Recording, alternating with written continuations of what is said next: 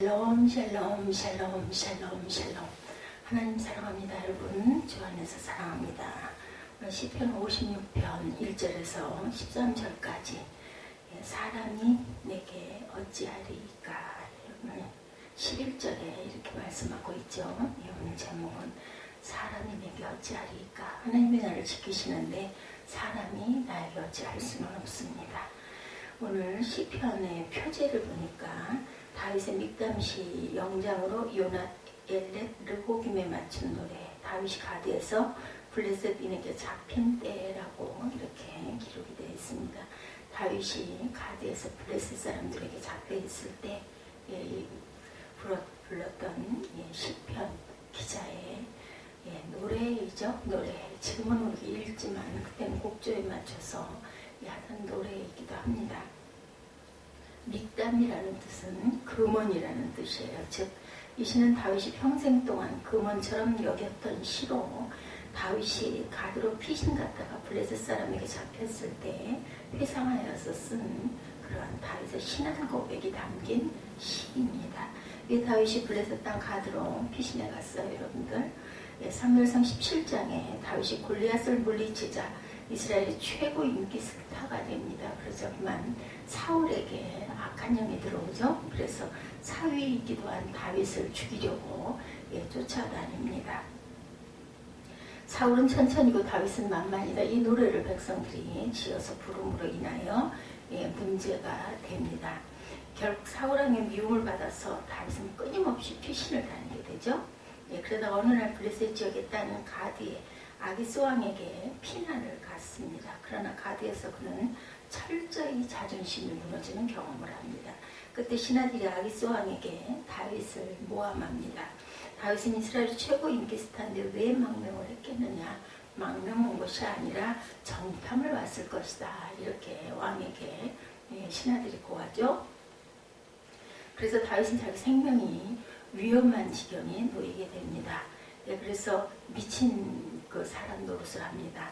미친 왕이를 내 집에서 쫓아내라. 이런 모면 그걸로 인하여서 결국 목숨을 건집니다. 그때를 회상하면 할수록 자존심이 상하고 우울해지지만 그는 결국 자기를 극복하고 이스라엘의 가장 위대한 왕이 됩니다. 아주 이런 기가 막힌 지경을 겪었던 다윗왕. 자기를 극복하는 여러 가지 길, 그 6가지를 한번 살펴보죠. 다윗이 어떻게 자기를 극복할 수 있었는가 6가지로 바라봅니다. 하나님을 바라봤죠. 오늘 시편에도 고백을 했지만 1절에 보면 다윗이 하나님이여 내게 은혜를 베푸소서. 사람이 나를 삼키려고 종일 치고 압제하나이다. 내 원수가 종일 나를 삼키려 하며 나를 교만하게 치는 자들이 많사오니 내가 두려워하는 날에 내가 주를 의지하리이다. 두려울 때 나는 하나님을 의지하겠습니다. 내가 하나님을 의지하고 그 말씀을 찬송하올지라. 내가 하나님을 의지하였은즉 두려워하지 아니하리니 혈육을 가진 사람이 내게 어찌하리까. 사람은 나를 어떻게 할 수가 없습니다. 하나님을 의지하면 그들이 종일 내 말을 곡해하며 나를 치는 그들의 모든 생각은 사악하다. 악하다고 하죠. 그들이 내 생명을 엿보았던 것과 같이 또 모여 숨어서 내 발자취를 내가 어디로 가나 정탐을 한다라는 거죠. 지켜봅니다. 그들이 악을 행하고 안전하오리까 하나님이여 분노하사 뭇백성을 낮추소서. 하나님께서 그들을 벌주시라는 겁니다. 나의 유리함을 떠도는 것을 주께서 보고 계시오니 나의 눈물을 주의 병에 담으소서. 이것이 주의 책에 기록되지 아니하였나이까. 내 눈물이 하늘의 책에 기록되지 않았습니까? 내가 아뢰는 날에 내 원수들이 물러가리니 이것으로 하나님이 내 편이심을 내가 아나이다. 하나님께서 내 편이십니다. 그래서 그들이 물러갈 것입니다. 내가 하나님을 의지하여 그의 말씀을 찬송하며 여호와를 의지하여 그의 말씀을 찬송하리다. 하나님의 말씀 제가 찬송하겠습니다. 내가 하나님을 의지하였은즉 두려워하지 아니하리니 사람이 내게 어찌하리 어찌할 수 없다라는 거죠. 하나님이여 내가 주께 서운함이 있사온즉 내가 감사제를 주께 드리리니 주께서 내 생명을 사망에서 건지셨습니다. 주께서 나로 하여금 앞 생명의 빛에 다니게 하시려고 실족하지 아니하게 하지 아니하셨나이까. 생명의 길로 나는 갑니다. 빛을 받고 갑니다. 그래서 나는 절대로 실족하지 않습니다. 하나님께 다짐하고 결심하고 고하는, 그리고 하나님이 나를 지키시고 하나님이 그들을 벌주십시오 하는 거죠. 이렇게 하나님만 바라봅니다. 다윗이 왜 블레셋에서 자존심이 무너져요? 다윗의 결정적인 잘못. 무엇보다 블레셋으로 피신했던 것 자체가 잘못이었죠. 블레셋은 세상을 상징합니다. 힘들다고 세상으로 나가면 더욱 큰 환난과 수치, 그리고 고통을 당하게 되죠. 결국 다윗은 아기스 왕 앞에서 자존심이 완전히 무너집니다. 미친 척하지 않았으면 목숨을 부지할 수가 없었죠. 침을 수염에 흘리고 미친 척하죠. 그 수치스러운 일이 성경에까지 교육되었습니다. 얼마나 비참한 삶이었는지. 자존심이 완전히 벗겨진 알몸 발가벗은 그런 몸이 되고 맙니다. 그런 과거를 가지고 앞으로 살아가려니까 삶이 또한 두렵기도 합니다. 그 수치심과 두려움을 극복한 것은 3절이죠. 내가 두려운 날에는 주를 의지하리라.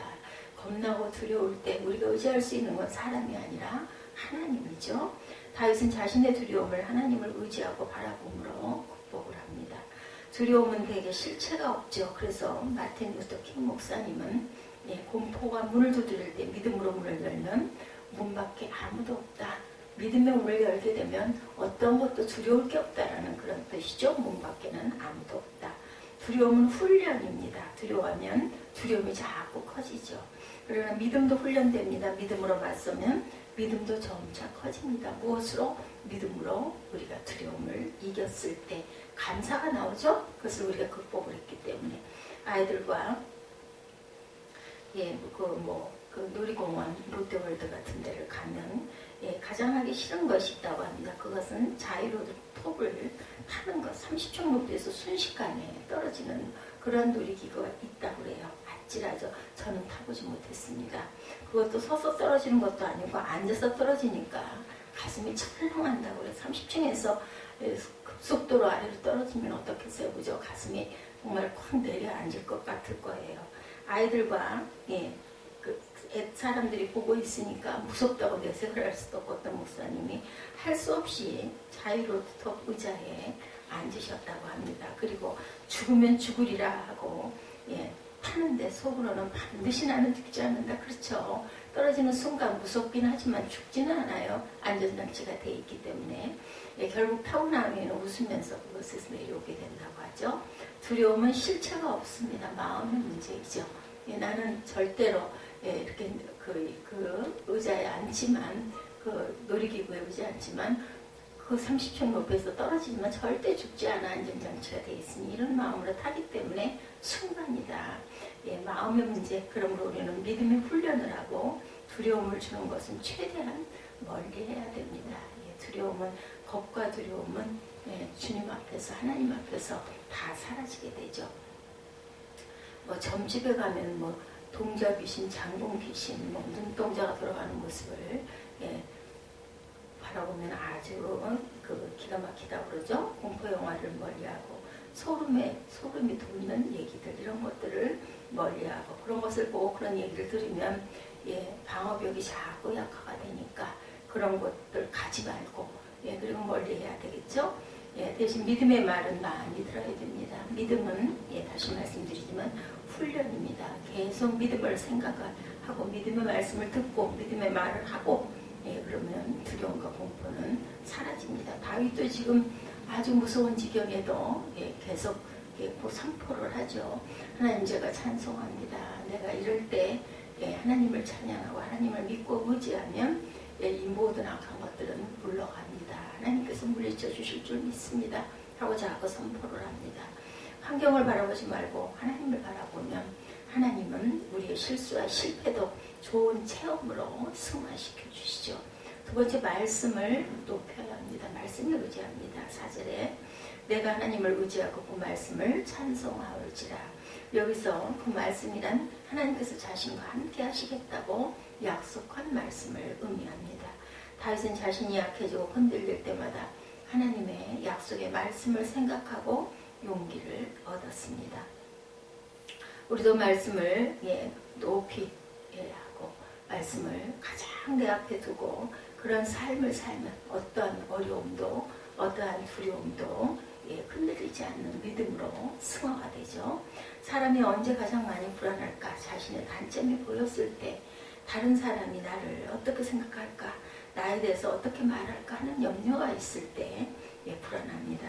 나의 단점을 보여주는 것이 인간관계 속에, 그런데 꼭 마이너스만은 아니다. 인간적이죠? 사람이 단점이 하나도 없으면 사람같이 보여지지가 않습니다. 그리고 그 사람을 가까이 하기가 어렵죠. 내가 부족한 게 있을 때 그 사람이 나를 도와주게 되고 채워주게 됩니다. 서로 그 사람의 부족을 또한 내가 메꿔줄 수도 있죠. 그것 때문에 나와 상대방은 더 조심하게 되고, 그리고 또한 더 성숙하게 됩니다. 또한 대적은 나의 단점을 보고 방심하기 때문에 승리의 기회가 커질 수도 있습니다. 그러면 단점 노출이 꼭 나쁜 것만은 아닙니다. 우리는 남의 시선에 내 영혼을 맡기지 말고 남의 말에 내 영혼을 절대로 맡겨서는 안 되겠다. 하나님의 말씀은 전폭적으로 신뢰하되 사람의 말은 들으면 그냥 듣고 가려서 듣고 필요 없는 말, 더러운 말은 흘려버려야죠. 사람의 말이 얼마나 오해가 되는지 5절에도 보면 그들이 종일 내 말을 곡해하며 나를 치는 그들의 모든 생각은 사악이라 악하다고 하죠. 곡해한 말에 내 영혼이 절대로 흔들릴 필요가 없어요. 오해하고 얘기하는데 내가 그것에 흔들려서 일이 이렇게 할 필요가 없습니다. 오해가 심할 때는 변명도 필요 없고 핑계도 필요 없고 설득도 필요 없죠. 내 입과 귀에 하나님의 말씀이 가득 차도록 채웁니다. 대신에 그러면 하나님께서 오해를 풀 수 있는 기회도 주시고 우리의 영혼은 더욱 빛나게 됩니다. 승리하면 빛나죠. 우리 얼굴이 빛나고 우리 마음이 밝아지고 우리 눈이 기쁨으로 가득 차게 됩니다. 전자제품이 작동하려면 전류가 입력단자로 들어가 전선을 따라 순환하고 출력단자로 나오는 일이 계속됩니다. 마찬가지로 사람의 영혼을 활력있게 만드는 영적 전류가 있습니다. 그것은 바로 하나님의 말씀. 그때 말씀의 입력단자는 귀이고 출력단자는 입입니다. 그래서 하나님의 말씀이 귀로 들어가게 되고 하나님의 말씀이 입으로 나오게 되면 그 사람의 영혼에 불이 켜지고 활력이 넘치는 충만한 영혼이 됩니다. 사람이 자기 입으로 무엇을 자랑하는가 하는 것에 그 사람의 됨됨이가 나타나죠.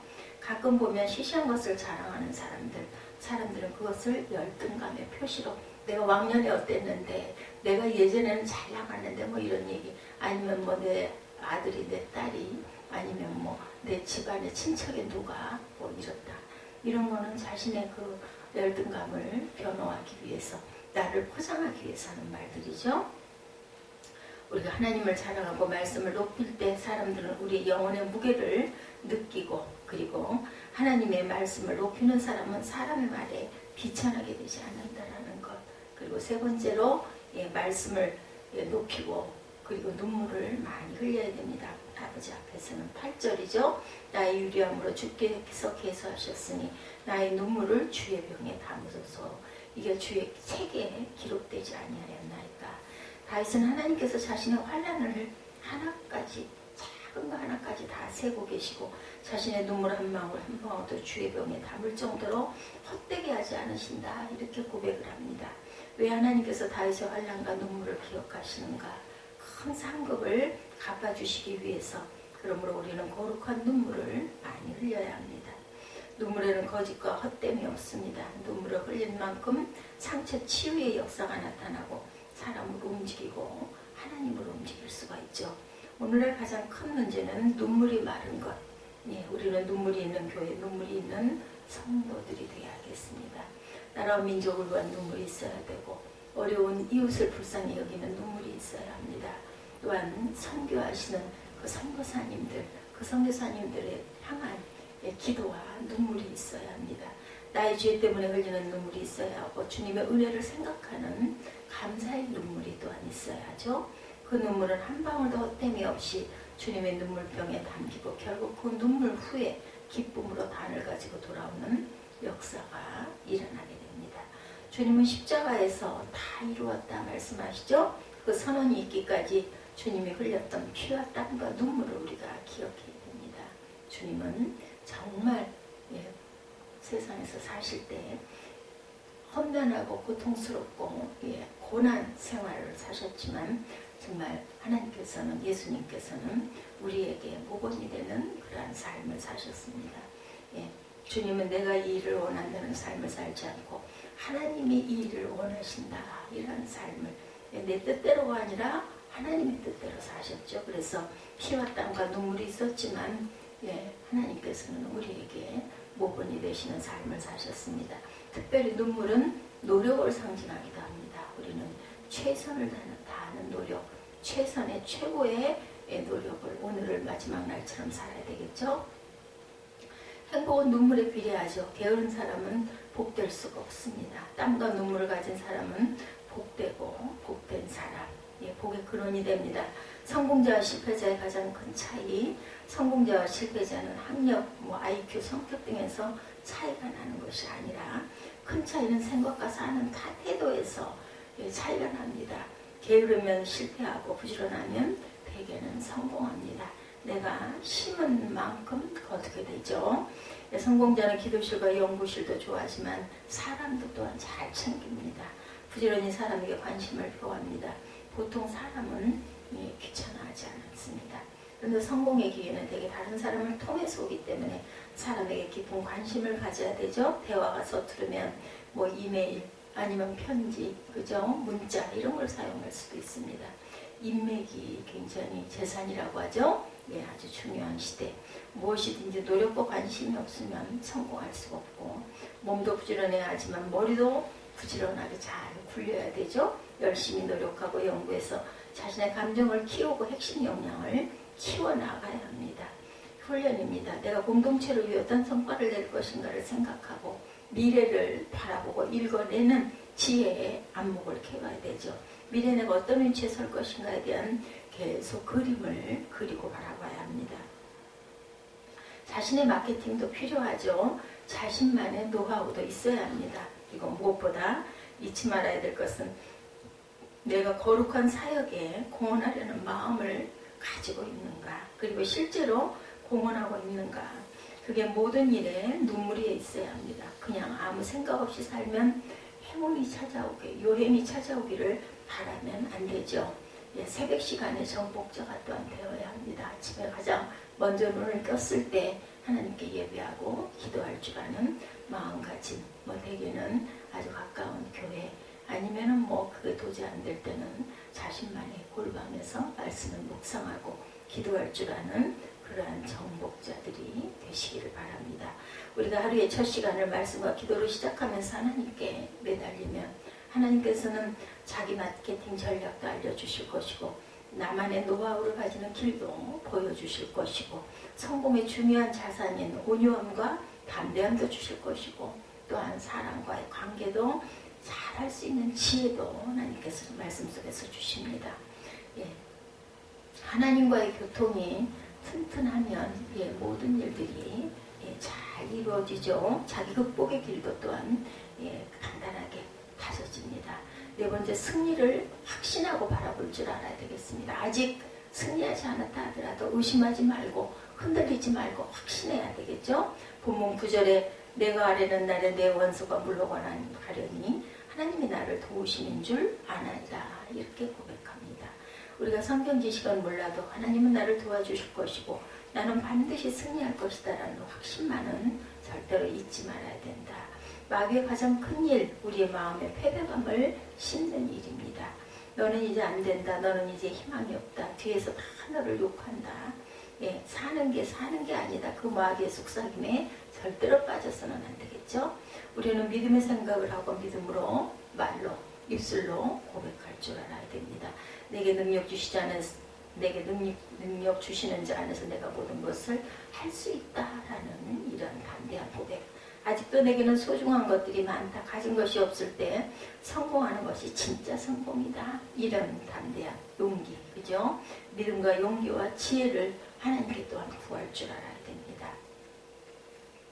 우리가 항상 하나님께서 원하시는 것, 그런 것들은 화려한 것이 아니라 사람의 마음에 움직일 수 있지만 하나님의 마음은 화려한 데서 움직여지는 게 아니고 감사하고 또한 사랑하고 기뻐하고 이런 곳에서 하나님께서는 우리에게 승리의 삶을 주신다라는 것. 독일의 대표적인 작가 헤르만 헤세는 어렸을 때 자폐증 환자였다고 합니다.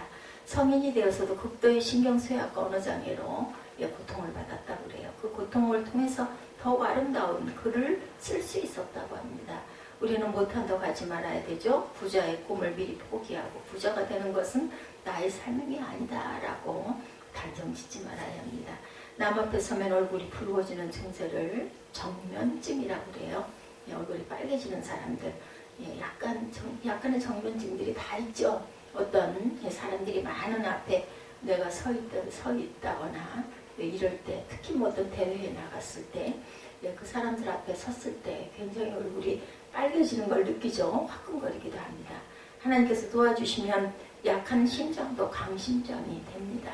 기도해야 되겠죠? 하나님 함께 해주세요 하고 기도하고 섰을 때 우리는 패배를 운명처럼 절대로 생각하지 말아야 되고, 성공할 수 있다고 생각하는 사람의 얘기를 들어보면 이렇게 긍정적인, 나는 할 수 있다, 이 마인드가 있어야 된다는 거죠. 내게 능력 주시는 자 안에서 내가 모든 일을 할 수 있다라는 고백을 해야 된다. 우리는 그 말씀을 깊이 새기고 어떤 일이 있어도 절대로 뒤로 물러가거나 낙심하지 말아야 됩니다. 인내하고 나가면 축복의 때는 반드시 찾아온다라는 것, 그때를 우리가 눈앞에 그리고 상상하고 준비하고 전진하면 넘어졌을 때 다시 일어날 수 있는 힘이 생깁니다. 하나님이 도와주시면 무엇이든지 할 수 있고 무엇이든지 될 수 있다라고 믿고 가야 되죠. 또한 범사에 감사해야 된다. 10절 말씀입니다. 하나님이여 내가 주께 서원함이 있은즉 내게 감사절을 주께 드린다.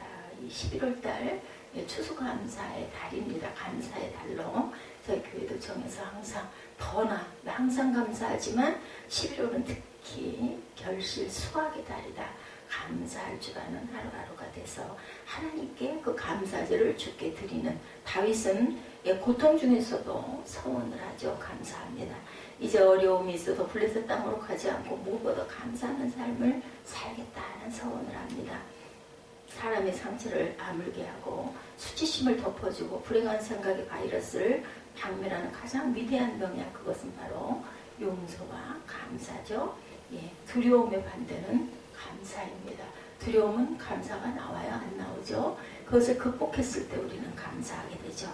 그래서 행복하게 사는 사람들을 보면 굉장히 감사를 많이 하는 걸 봅니다. 세상에서 제일 매력 없는 사람은 핑계하고 불평하는 사람들입니다. 그렇게 살면 주변 사람들이 다 도망가 버리고 성공할 수도 없고 행복할 수도 없죠. 반면에 이 세상에서 제일 매력적인 사람, 남을 높여주고 범사에 감사하는 사람, 그러면 한 사람 사람들이 내 주변에 모이게 되죠. 성공하겠다고 성공 비결을 찾고 성공 강연을 듣지만 어떤 놀라운 성경 비결보다 더 중요한 것이 범사에 감사하는 삶이라는 것. 여섯째, 하나님께 자신을 드리죠. 나를 드립니다. 본문 13절이죠. 주께서 내 생명을 사망에서 건지셨습니다. 주께서 나로 하나님 앞 생명의 빛에 다니게 하시려고 실족지 않게 하셨나이다. 왜 하나님께서 다윗을 블레셋에서 극적으로 건져주셨나? 하나님 앞에서 빛된 삶을 살라는 뜻이었다고 다윗은 고백합니다. 내가 빛이 되기 위해서 하나님께서 나를 구원해 주셨죠. 저와 여러분도 구원의 길로 인도하신 것, 빛으로 인도하신 것, 영생의 길로 인도하신 것, 그것은 하나님 앞에서 헌신된 삶을 살아라, 증인된 삶을 살아라 라는 뜻입니다. 자기 극복의 가장 위대한 길, 나는 나를 극복할 수 없지만 하나님께서 나를 세워주신다라는 믿음, 자기 극복에 있지 않고 자기 헌신에 있죠. 내가 이 사명이다. 선교사를 도우고 자기 자신도 돕게 되고 이웃을 행복하게 하면서 자기 자신도 또한 행복을 느끼고 기쁨을 느낍니다. 사람이 자신의 것을 거룩한 일에 드릴 때처럼 행복한 일은 없고 충만해질 때가 없습니다. 막 기쁘죠. 누구인가 내가 무엇을 할 수 있다는 거 기쁨입니다. 결국 자기 헌신은 자기 극복을 위한 최선의 길이죠. 극단적으로 말하면 자기 헌신이 없는 자기 극복은 일종의 무신론이고 기복주의가 됩니다. 오늘날 많은 사람이 불행하게 되는 이유는 자기를 높이는 것을 자기 극복의 길이라고 오해하기 때문입니다. 그렇다면 부귀영화를 가진 사람은 다 자기 극복의 천재들일 것이에요. 그죠? 근데 그렇지 않죠. 사람이 살면서 사닥다리를 한 계단씩 올라가는 것도 필요하지만 중요한 것은 현재 그 단계에서 헌신하는 것이 중요하죠. 목회자가 50명 교회를 100명 교회로 만들고 100명 교회를 1000명 교회로 만드는 것은 성취감은 주겠지만 진정한 자기 극복의 길은 우리가 깊이 생각해 봐야 됩니다. 사업을 키우고 아파트 평수를 늘리는 것도 그것만이 자기 극복의 길은 아니죠. 큰 꿈과 비전을 가지고 나가면서도 현재 위치에서 최선을 다해서 하나님께 자기를 드릴 줄 아는 것이 자기 극복의 길입니다. 우리는 가끔 자신의 모습을 보고 실망하기도 합니다. 내가 신앙인으로서 이런 모습을 보이면 되나 그러면서 열심히 자기를 닦아나가죠. 자기를 돌아보고 감정을 누르고 욕망을 누르고 자기의 성도됨의 몸을 표시를 곰곰이 생각합니다. 일시적인 성취감보다는 감정과 욕망이 일어나면 자신이 무너지는 것은 순식간이죠. 우리는 무엇을 하겠다고 하기보다 하나님 앞에 나를 드리는 것, 나를 내보이는 것이 중요합니다. 때로 단점이 노출되고 수치심이 클 때도 하나님께 우리 자신을 드리면 그때가 오히려 영원히 성숙해지는 것을 느끼게 됩니다. 나는 예수가 없으면 희망이 없다, 절망이다 이런 마음가짐을 가지고 살아야 되겠죠. 어떤 시선공부증 그런 여인이 있었다고 그래요. 그녀는 선을 보기 전에 상담학자를 찾습니다. 저는 처음 가는 장소에서 처음 보는 사람 앞에 굉장히 불안정을 느낍니다. 치료 방법이 없으니까 그렇게 상담하면서도 그녀는 끊임없이 흠칫흠칫 놀라고 눈을 깜빡거리고 얼굴을 들지 못하더랍니다. 그래서 상담자는 시선공포증 극복을 하는 치료법을 가르쳐줬어요. 매일 아침과 저녁에 3분씩 거울 앞에 서서 거울에 비친 자기 얼굴을 똑바로 주시하라고 말합니다. 자기 얼굴이라면 시선을 돌리지 않고 똑바로 바라볼 수 있지 않겠는가. 그래서 잘하는 요령으로 처음에는 자기 이마를 보다가 익숙해지면서 자신의 눈을 응시하라고 했습니다. 그렇게 계속하니까 남의 얼굴을 보는 일이 비교적 편해졌다고 그래요. 사람이 거울을 바라보고 자기를 바라봐도 이렇게 변할 수 있는데 영적인 눈을 크게 뜨고 하나님을 바라보면 두려움은 사라집니다. 할 수 없지만 하나님은 하실 수 있죠? 하나님을 의지하십시오. 어차피 우리는 넘어지고 깨지고 실망하고 낙심에 빠지기도 하는 연약한 존재들이죠. 완전한 삶을 살 수는 없지만 완전한 하나님을 의지하고 나아갈 때 하나님께서 나에게 힘을 주시고 용기를 주십니다. 누구보다도 우리는 사랑받기 위해 태어났고 축복받기 위해 태어난 그런 존재들이라는 것. 주님만 바라보고 주님의 뜻과 사명에 자신을 온전히 드림으로 나와 주의를 빛으로 드러내는 극복된 저와 여러분들이 되시기를 주님의 이름으로 축복합니다. 기도하시겠습니다.